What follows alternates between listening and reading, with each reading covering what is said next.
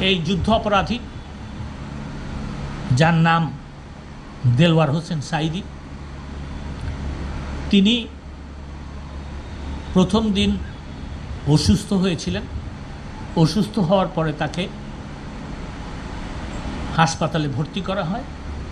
হাসপাতালে তিনি মৃত্যুবরণ করেন। আইনের বিধান আছে যে জেলখানায় যদি কেউ মারা যায় এবং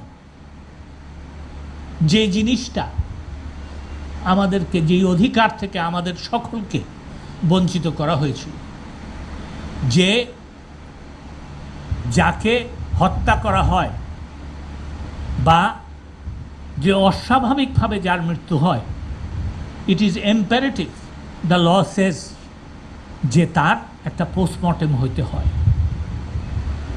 বঙ্গবন্ধুর কিন্তু কোনো পোস্টমর্টেম হয় নাই।